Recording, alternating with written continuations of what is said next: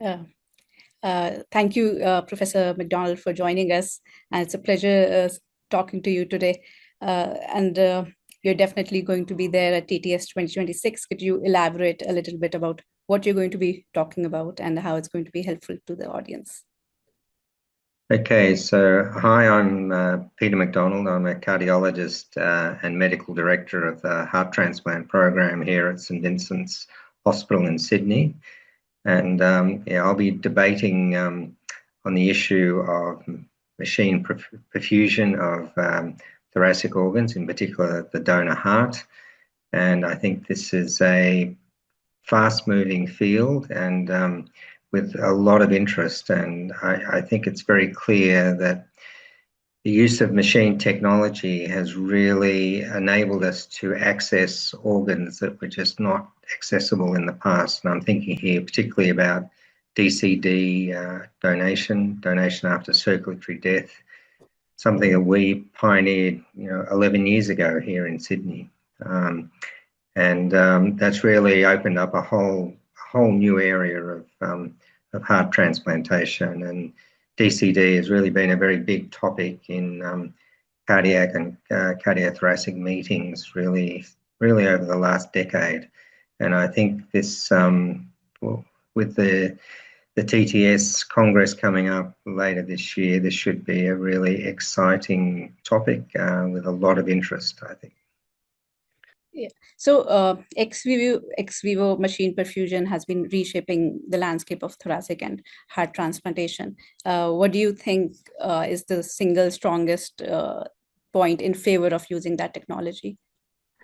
Uh, Look, I think particularly in our country in Australia, we are limited in the way we can recover hearts from DCD donors. We are not allowed to utilise a technique called normothermic regional perfusion. So we rely on a technique called direct procurement. And what that has involved historically for us is removing the heart after declaration of death, putting it on a machine. The Transmedics machine is the one that's clinically available. Basically warming it up, perfusing it with blood, which we obtain from the donor, and we're able to determine by its performance on the machine whether that heart will recover and whether it will be transplantable. We've now done over 140 of these transplants with outcomes which are basically the same as our outcomes for the more conventional donors that we obtain from donation after brain death donors. Another, I guess, exciting development in this area has been the advent of hypothermic machine perfusion of DCD hearts, and this was pioneered by the group in Belgium. So that was, they first reported that, I think, in 2024. And a number of centres have taken up that technique, and we did our first one of these only just recently. So this is a new experience for us, a very good outcome. It has both advantages and disadvantages compared to normothermic machine perfusion. But both these techniques enable some viability assessment to be undertaken of the donor heart, something that just isn't possible with what we call static cold storage. And I think the use of these machine technologies really gives the surgeon a lot more confidence that when he implants this heart, he knows it's going to work.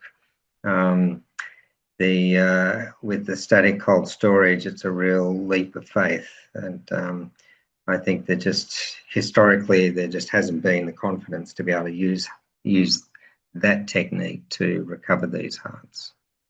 So, in your opinion, does using machine perfusion shift the decision-making process in real day-to-day decision-making? And are we redefining what actually constitutes as an acceptable donor heart or a donor lung?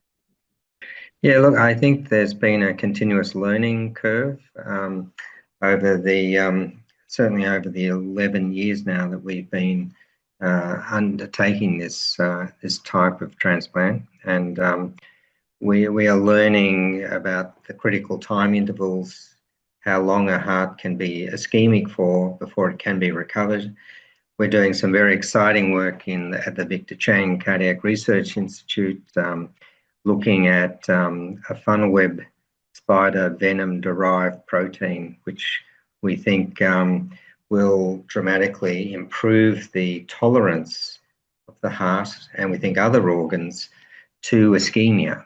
And I'll be talking a bit about this during the debate. I think this is a rapidly evolving area, and as soon as you mention, funnel web spider venom, it really, tweaks people's interest.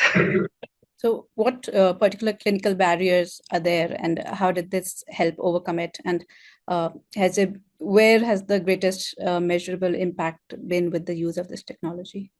Well, I think as I said, prior to 2014, people just weren't prepared to use hearts from these DCD donors. It was thought that the damage that occurred to the heart during withdrawal of life support was such that the heart would not recover if you tried to transplant it. And that certainly proved to be the case if you use the traditional method of putting it in an ice bucket and then taking it from the donor hospital to the transplanting centre and then transplanting it. But what has really what's really opened up this type of donor is the use of machine technology. And as I said, initially it was with what we call normothermic machine perfusion. More recently, we found that hypothermic machine perfusion also enables these organs to be safely recovered, resuscitated on the machine, and then transplanted. Something that wasn't possible, 10 years ago. And not only has this made a big impact in our own program, but this has been picked up around the world now.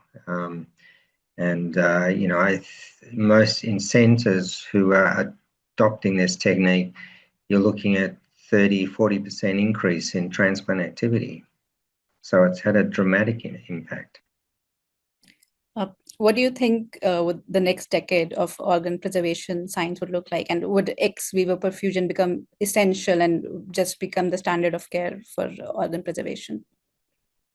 Well, as I say, I think our own work with the funnel web spider venom is we think that has enormous potential to improve further the recovery of hearts, or the tolerance, as I mentioned, the tolerability of the heart to ischemia. That may enable us, sort of somewhat ironically, to go back towards simpler recovery techniques. Another emerging area is the use of what's called temperature-controlled static storage. So this isn't putting the heart in an ice bucket. This is putting it in a refrigerator, basically, at a fixed temperature. That's been shown to be very successful in extending the safe ischemic time for hearts recovered from what we call brain-dead donors. And some groups have now started to apply this technology to the DCD donors. So, the advantage here compared to the machines I've been talking about is that it's a simpler technique. It's basically set and forget once the heart's in that refrigerated container. But I think the preservation solution that's in that container will be critical in enabling us to recover DCD hearts using this approach. And that's something that I'm sure will also come up in the debate. So your specialty is thoracic transplantation and heart transplantation. What are you hoping to see particularly regarding heart and thoracic transplantation at TTS 2026? My area is heart transplantation, and I was actually involved in the planning of the previous Congress in Sydney. And I think one of the aims of the Congress is to sort of bring the cardiothoracic group back into TTS. with the establishment of the International Society for Heart and Lung Transplantation, it's sort of drawn that group away from TTS. But I think I find personally that I learned so much from listening to my colleagues who are liver transplanters or kidney transplanters. I think it would be fantastic if the cardiothoracic group could come back to TTS in numbers to really enhance the whole learning experience. So a lot of young transplant professionals, such as myself, we go to these conferences with a lot of expectation of learning and networking. What do you think that someone like me will gain from attending an international conference of this sort? Yeah, look, it's certainly been a platform for me to make contacts, and I had the honor of being the first really cardiac person to become the president of the National Transplantation Society of Australia and New Zealand. That was back in 2013.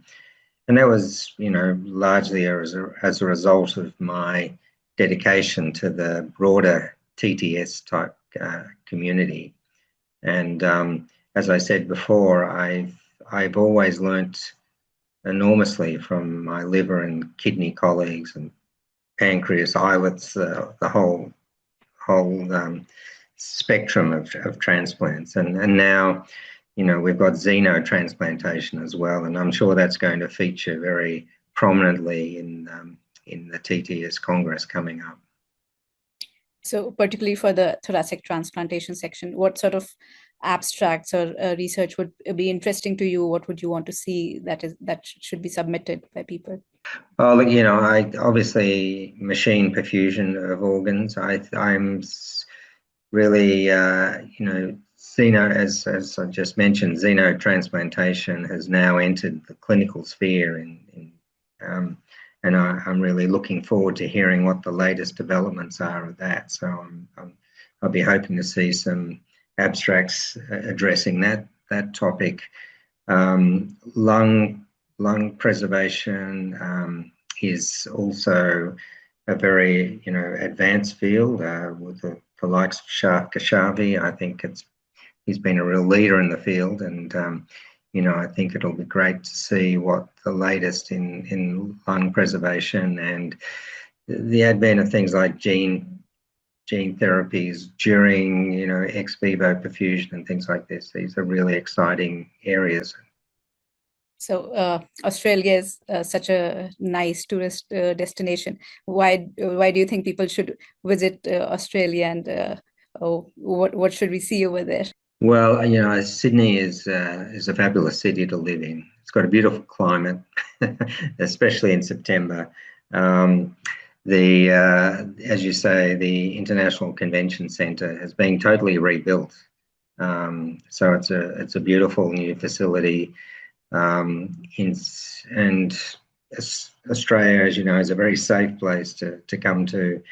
There's so much to see, beyond Sydney, going north to the Great Barrier Reef, or going inland to the Blue Mountains, to the Central Australia, Ayers Rock and the like. These are all fantastic for visitors to Australia. These are, fantastic tourist destinations beyond the meeting. But the meeting itself is going to be fantastic. Thank you so much, Professor Macdonald, for your insightful talk and your insights about ex vivo perfusion and in general about heart and lung transplantation. And I look forward to your session at TTS 2026. Thank you. No worries.